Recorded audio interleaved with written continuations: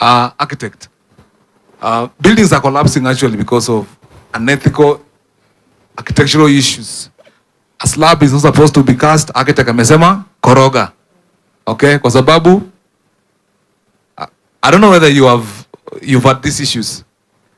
First of all, he's not referring to any of my projects. My question, though, touches on ethical issues and ethical dilemma. Being gifted is not bad. We all like gifts. And I don't think being gifted is, this is now where ethical dilemma comes in. And it's a question that touches on my construction industry, and I'd like it to be addressed probably by nation and engineer, but it touches on procurement also. You have a contractor who wants to gift you.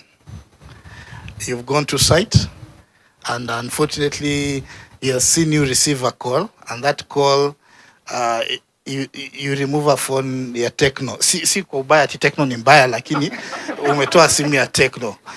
So the next time you come to site, the contractor says, "Bwana architect, I have a gift for you," and he gives you an S24, new one, brand new, and it's not really connected to anything. He's not requesting for anything, but this is a gift he's giving you. How do you treat gifts from contractors as consultants? Because that question is not just coming from me, but it is a question that is also asked during our registration by the board. How do you treat gifts from contractors? And I think it will touch definitely on your ethics, because gifting is not bad. Even for them, they'll tell you gifting is not bad. But how do you treat it from a contractor? So from your perspective, kindly assist. Yeah, I think for because I'm the moderator, I'm not answering questions. Yeah, but tied to that is the festive season of Christmas. Okay, well that's where sometimes it begins for us in the construction sector. Oh, you're going to be gifted. You're going to be gifted a lot of good packaged Christmas gifts. But I am not answering that question. I think let me turn to Zach. Gifts, but before I answer, there's the Japanese say there's nothing so expensive than that which is given for free. But Zach. Well, thank you so much. I think partly I would like to refer to what my brother was saying, that if you have a good system in place, though I know the problem we have in this country is that most systems do not work. We have very good systems, but if we are able to structure them in a way that they work, will be the best. When I joined Safaricom, they had a very good policy regarding gifting. They tell you that do not accept a gift. But in the case that you see that it is impolite to receive that gift, you can receive it, but you have to declare it, then donate it to the foundation. You see? Donate the phone, S24. S24 to foundation. To the foundation. You see, the one thing you have to ask yourself, in as much as the gift may be harmless, but I can tell you for free, inadvertently, once you've received a gift from someone, there is a way in which your judgment concerning that person may change. It will change inadvertently. So I think the best thing you can do, if you see that it is impolite to decline the gift, you can receive it if you're working in the context of an organization, and declare it. Are we together? But if it is personal, like architect has a farm, and he has been given a gift over Christmas holiday, so you can donate it. Or it. I think whatever he is saying, but no, the problem is architect is the director, is the owner of the everything. company. He's the owner of the company. So there's no one else. This, if he's donating to himself. Yeah. It's, where's the mic? Let me add something as we get the mic to the person speaking. I'll not talk from a contractor's perspective. Let me talk from a team member's perspective. Some of us are not yet there where we have our own businesses. You are just someone very junior in the organization, right? I'll use the hospitality. We give tips, right? You go to hotels, you give tips, you leave it in the book, in the folder. Do you? Or you don't? We do. Is that a gift? Do they always return it back to you or do they take it? Do you think they go and tell the management I received this or they pocket it? Do you think we don't see it through CCTV or we see? But do we follow to ask them how much you received? No, we don't. Now, another case. This guest comes, they have this big suitcase and they're leaving. They are going to Masai Mara or going back home and they're saying, we can't go with these things.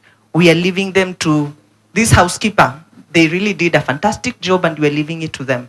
We need this gift to be declared. Declaration is important so that it kills that gap. That's why we say, he said about systems and policies. That is why for us we have the declaration policy. Declare. Just say, Nation has given me this phone, and that's all.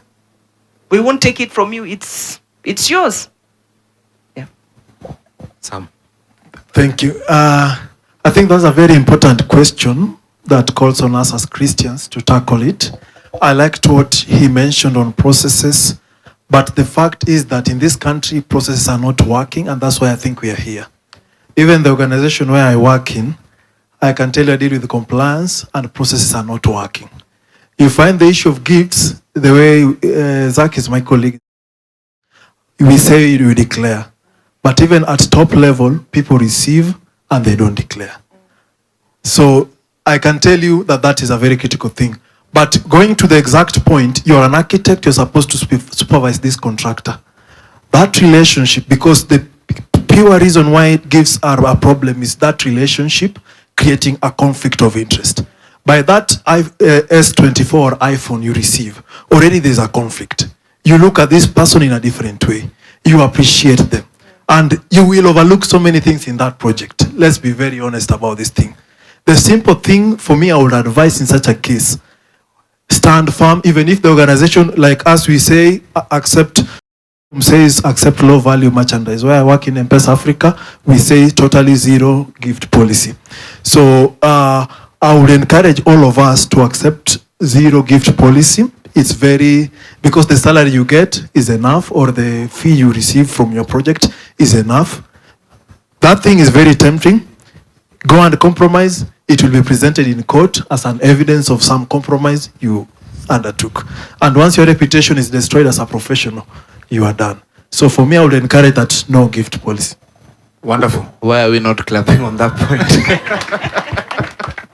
Or you can, before I come to the two gentlemen, architects, sometimes we encourage that the contractor gives the gifts at the end of the project. Because one of the levers of influence is reciprocation. When someone does something to you, naturally, you always feel indebted, that you owe them. So it's one of the key levers, and gifting is one of the levers of reciprocation. So if I give you something, you sort of think like, I owe you something. So you'll want always, when I come with request. So sometimes what I say in the construction is, hold it until the project ends. At the handover, give me the phone, because there's nothing else tying me to you. I will take it. But it's a challenge during the project. It's a big challenge, because then valuation comes, it's higher than what it is. Architect certificate is required. You just received a phone last week. You know, he's looking at you like, but I gave you a phone. You know, because it's always come up. You know, that gifting is not bad. I wanted to help the architect because... Okay, help him further. He doesn't seem satisfied with your... He's not satisfied. with your zero tolerance to gifts. So I wanted to say the whole idea around gift declaration and giving the gift to a foundation is trying to address the moral obligation that is created by you receiving the gift. So that moral obligation that is created in you is very natural. So the cure to this is, how do you deal with the moral obligation? Yes, you've received the gift, but how do you make yourself, separate yourself from this gift, that you will continue dealing with these clients without the influence of the gift that the client gave you? Just today, before I came to this session, I was dealing with an issue of conflict of interest. And conflict of interest is unethical, but at the same time, it doesn't mean that we can exist without conflict of interest. So the whole issue around it is, how do you treat it? So it's the same thing as gift. If you can develop a way of eliminating the moral obligation, for example, you as a contractor, you've given me a gift. You gave me a gift on the 25th of December. I received that gift.